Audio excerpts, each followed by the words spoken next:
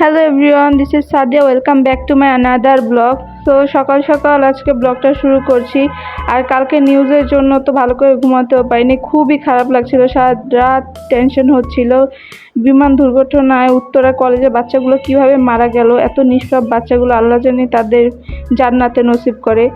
আর সকালে উঠে এদিকে শুনছি আমাদের এইচএসসি পরীক্ষা স্থগিত করা হয়েছে। তো যাই হোক, সকালে নাস্তা করে আমি আমার রুমে এসে পড়লাম। আর আমার রুমের এই অবস্থা কারণ হচ্ছে আমরা বাসা শিফট করব, এর জন্য আর কি রুমের এই অবস্থা। আর আমি আমার খাটটা সেল করে দিব, তাই আর কি সব কিছু মানে খাটের সব তোষক উঠিয়ে ফেলছি। তো এই তো পড়ার টেবিলের অবস্থা, কারণ বইগুলো আস্তে আস্তে বস্তায় ভরে ফেলছি। আর আমার খাটটা সেল করছি আমার ভাইদের কাছে, মানে আমার মামাতো ভাইয়ের কাছে সেল করে দিচ্ছি, ওর বোনের জন্য নিচ্ছে আর কি। এই তোরা খাটটা খুলে নিচ্ছে, এই যে খাটটা খুলে বাহিরে রাখছে খাটগুলো। তো আর আমি আমার বোনকে আমার কয়েকটা ব্যাগ দিয়ে দেই, জানি ও খেলতে পারে।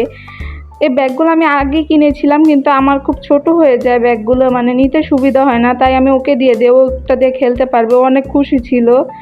আর এই তো ভাই হচ্ছে খাট নিয়ে যাচ্ছে।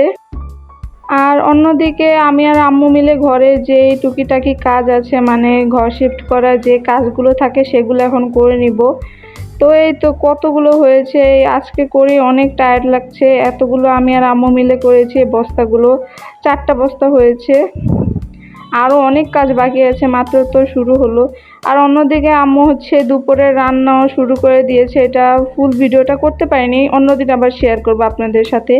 তো রান্নার পর দুপুরে খাওয়া শেষ করে আম্মুকে বললাম কাঁঠাল ভাঙো, ঘরে কাঁঠাল ছিল। তো আম্মু এখানে কাঁঠাল ভাঙতেছে, আর কাঁঠালটা খুবই মজা ছিল, আর একদম মনে হচ্ছিল চিনি দিয়ে মেখে রাখছে, এমন মজা, আর অনেক গ্রান ছিল। আর কাঁঠাল খাওয়ার শেষে বিকালে আমরা বাইরে যাব এক অনুষ্ঠানে, মামার বাসায় অনুষ্ঠানের দাওয়াত আছে, তো সেই অনুষ্ঠানেই যাব। তো এই তো মামার বাসায় চলে এসেছি, আর যে অনুষ্ঠানটা হবে সেটা আপনাদের সাথে নেক্সট পার্টে শেয়ার করব। তো আপনাদের সাথে আবার নেক্সট পার্টে দেখা হবে, ততক্ষণের জন্য আল্লাহ হাফেজ।